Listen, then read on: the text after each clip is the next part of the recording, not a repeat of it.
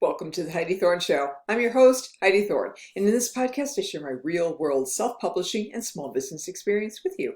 Before we get started, I just want to remind you to like, comment, share, follow, and subscribe. Now let's get on with today's show. An author on social media asked about using headshot photos taken by a professional photographer for use in a book. Does the photographer get a cut of royalties from the use of the photo in the book?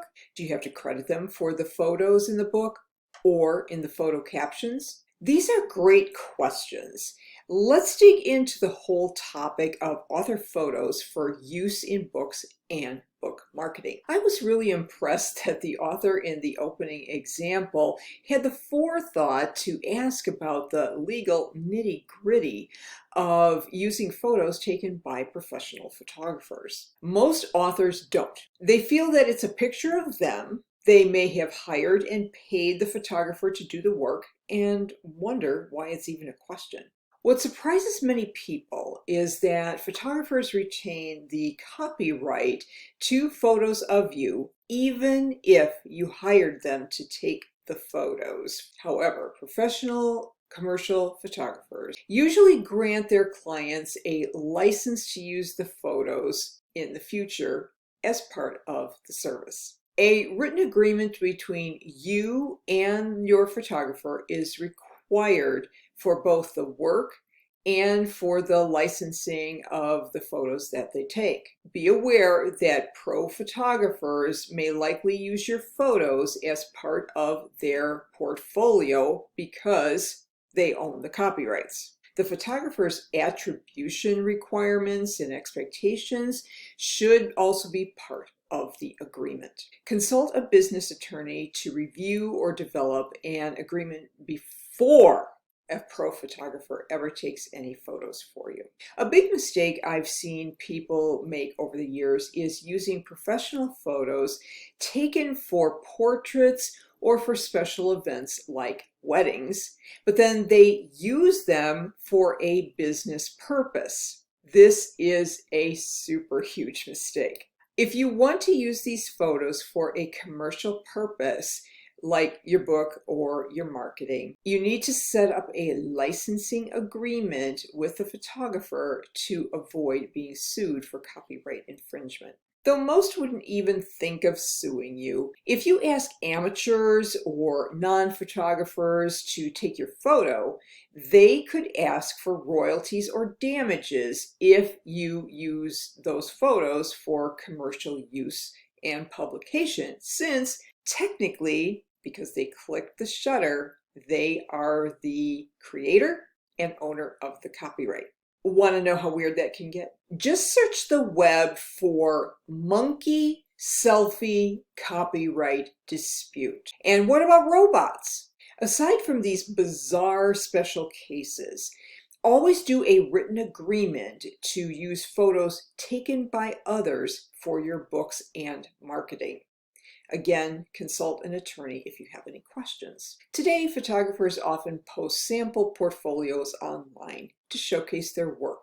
Realize, though, that they are showcasing their best work. Sometimes that's work for clients who have spent a lot of money with them.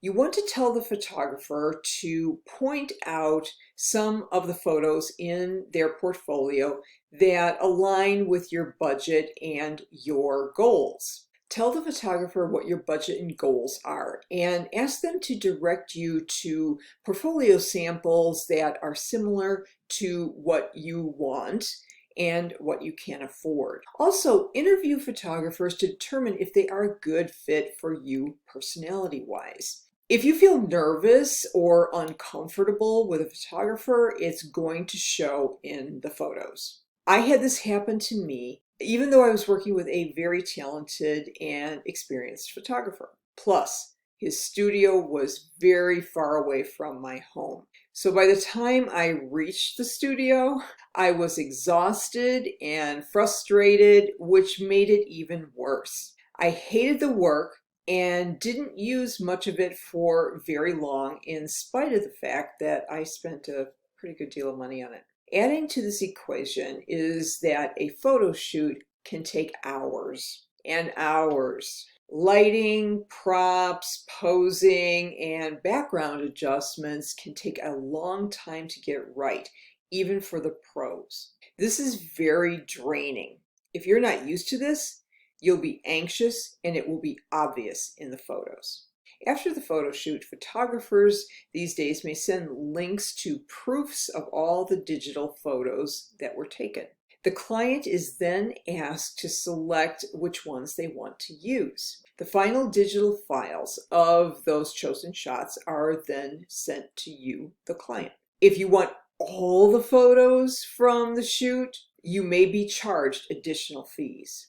I've had several rounds of business headshot and branding photos taken over the years by professional photographers.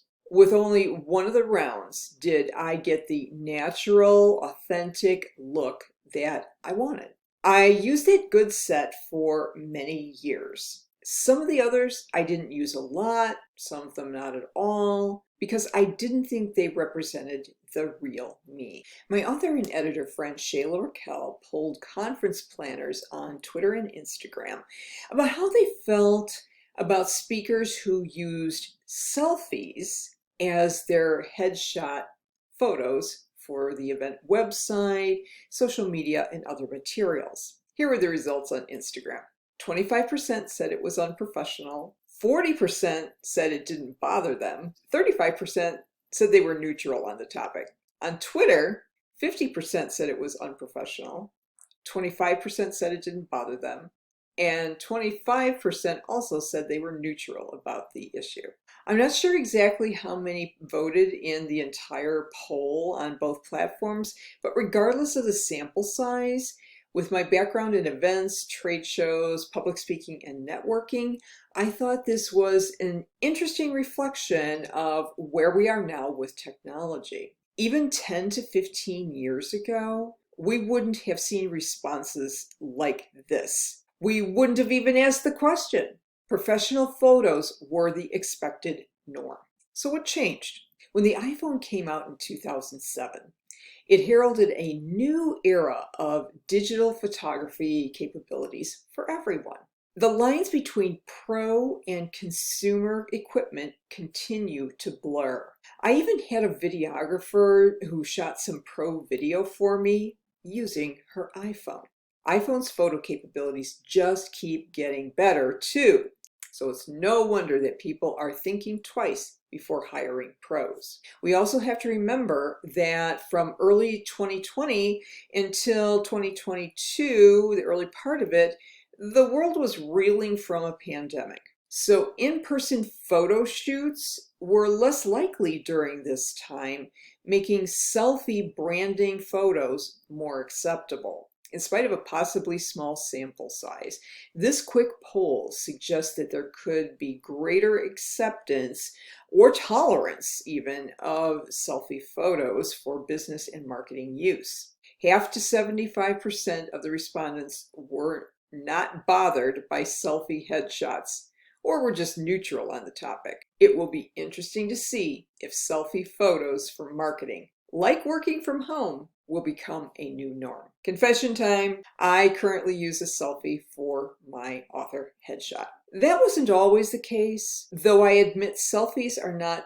the best choice for everyone and for every situation. Today, many people can take a decent selfie with the smartphone camera in their hands, avoiding the expense and hassle of hiring a pro photographer. Plus, there are no copyright issues because you're the photographer. We also value authenticity more than we ever did in the past.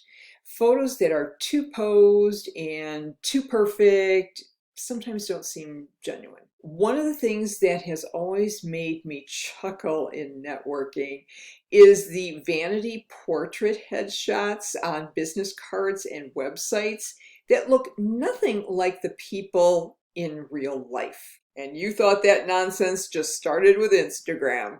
On a related note, because pro headshot sessions can be expensive, I've found that people don't change their headshots regularly. So they end up using photos of who and what they used to be, again, not looking like the person you'd meet in real life. A current selfie might be a better choice than a dated pro headshot. Please understand that I am not disrespecting professional headshot and branding photos. What good photographers can do for your image and brand is spectacular. But given the minimal income that most self-published authors will make from their books, this is an expense that must be scrutinized, since I don't believe it is the marketing element that will make or break a book sale. Don't think that's the case? Ask yourself about the last time you decided not to buy a book because the author's headshot wasn't as professional as you thought it should be. Let's say you decide you can't afford a decent set of headshot or branding photos right away, or you don't consider an in-person photo shoot safe due to the health and pandemic issues, and you decide to go the selfie route with your smartphone. Here are some overall tips. Get lit. Make sure that the lighting you use, natural or artificial, fully but softly lights your face without hard shadows. Avoid filters. While you probably should adjust selfies that turn out too dark or too light, avoid using beauty or artistic filters. Authenticity always wins. Use uncluttered backgrounds. Minimize clutter and distractions as much as possible so that viewers can focus on you. Take a lot of photos. Take several shots with each pose, background, and lighting choice. It's easier to choose from lots of options as opposed to having to do retakes. Of course, be you. Wear clothes, makeup, hairstyles, and accessories that you do in real life, or what you use consistently as part of your brand. I know some creatives who really love playing with costumes and makeup as part of their art, and they're recognized for it because it's part of their entire branding package. Always be your authentic self. I hope you found that helpful, and if you did, please rate, review, and subscribe to The Heidi Thorne Show on whatever podcast app you like to use. I'm on all the major ones, including Apple Podcasts and Spotify. If you like the YouTube video better, you just have to subscribe to my Heidi Thorne YouTube channel and turn on the notification bell so you get an alert when a new video is up. I would appreciate it if you would share the audio or the video with your friends on social media. My self-published books are available on Amazon, Audible, and Apple Books. All you have to do is go to one of those sites, type in my name, Heidi Thorne, and my author page will come up with a list of all available titles. My website is HeidiThorne.com. Thank you so much for listening and for your support. I'll look forward to talking with you again in the next episode, and in the meantime, have a great day.